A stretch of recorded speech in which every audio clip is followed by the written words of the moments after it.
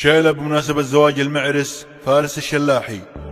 ابتدى ليل السعد والطرق حامي، وقمت اغني باللحون السامرية بمحفل القعوان روس الكرامي، شاش راسي بالبيوت النخبوية.